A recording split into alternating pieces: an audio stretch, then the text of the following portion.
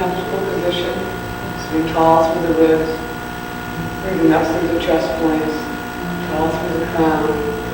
We'll listen to the bell and just focus on the sound of the bell.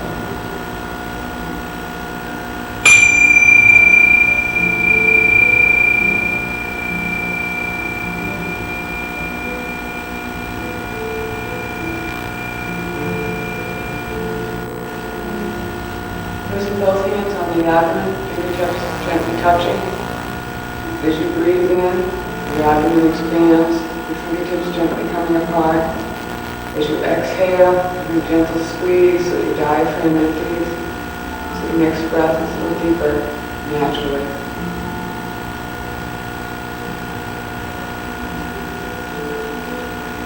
Leaving one hand on your abdomen, bring the other hand up into your ribs. Breathe into your abdomen, and then fill up into your ribs. And go inside, notice how your ribs expand.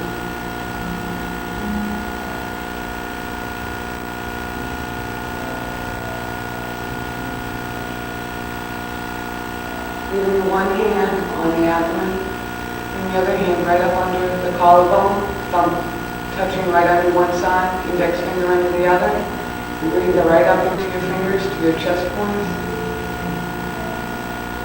Feel what your shoulder blades are doing when you breathe a full 3-part breath.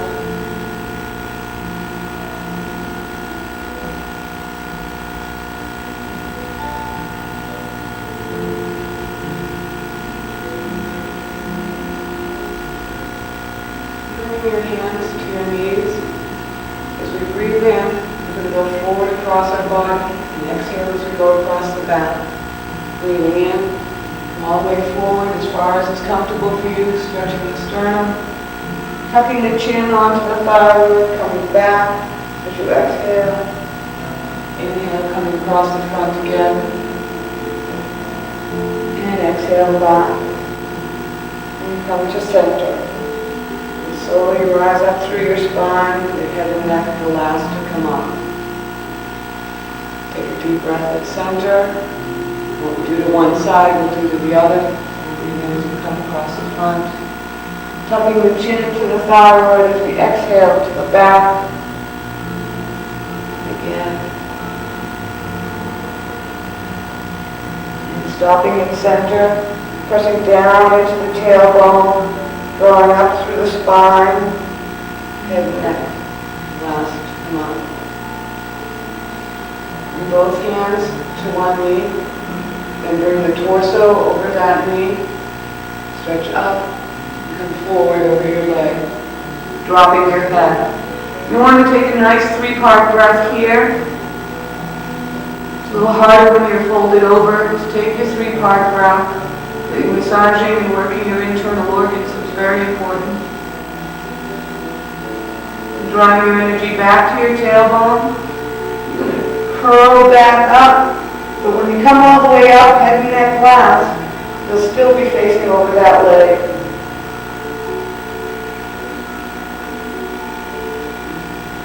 Float yourself back to center. You'll take a breath.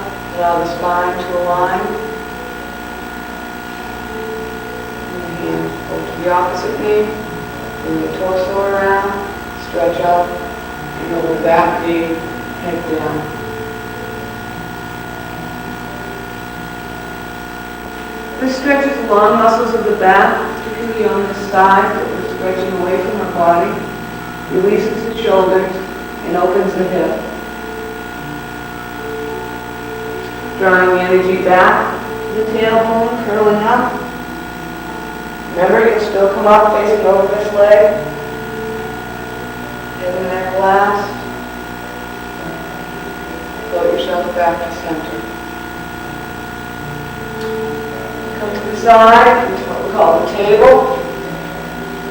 Like any good table, you want your legs under the corners, so your hands are under your shoulders, and your legs are under your hips. You're going to do the cat and the dog to loosen the spine. As you exhale, bring your tailbone and your nose towards each other. When you inhale, draw the tailbone and the head up, dropping back towards the floor. Exhale to the cat. And good dog. One more time. Tucking the tailbone in the nose. Breathing in and expanding out. And back to the table, back flat. Work the hip by bringing our knee to our nose and then drawing it out and stretching towards that back wall. So you want to be flat across your buttocks here, not up. The way to control that is by rolling the hip around so you're flat. So as you exhale, bring the knee to your nose. Wherever it comes to comfortably, stretch back out. In. Out. Back to the table. The other leg. Exhale in. Inhale, stretch. Remember with your breathing, you contract the exhale as you expand your inhale. One more.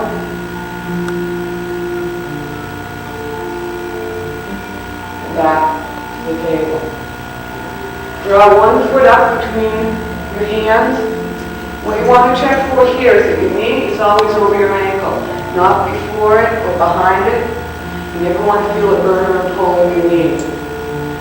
We're going to gently walk ourselves back, stretch our hamstrings, keeping our hands on the floor. If you're particularly flexible, you can come all the way down. Walk yourself back up, draw that leg down. Other leg, check the alignment of the knee over the ankle. Walk yourself back. Hamstrings take a long time to stretch. We'll be very gentle with them. Walk yourself back up. Back to the table. And down into the extended child. And you're sitting back on your feet. Arms extended. And your head down. This is releasing the back and the shoulders. And for a more flexible stretch, bring your knees apart and bring your chest points, your collarbone, right down to the floor.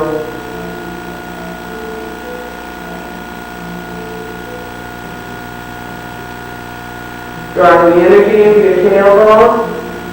Just letting your arms draw up, round your back. Your head and neck will come up last. And your arms will just come along for a ride.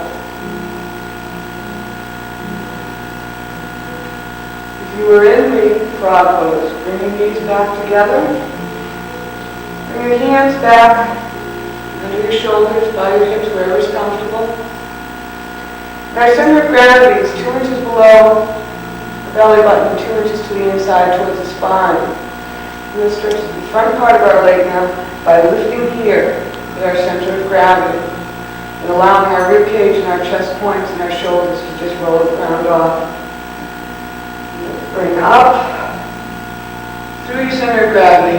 If you have a strong head and neck, you can drop your head back. I prefer to keep mine at neutral. Make sure you're doing this in 5 breaths. Slowly lower. Come over into the child position. We just roll your hands over.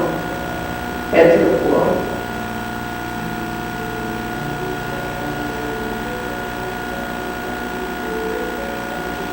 Draw your arms out in front of you. Back up to the table. We're going to work on the sciatic nerve, doing a downward and upward facing dog.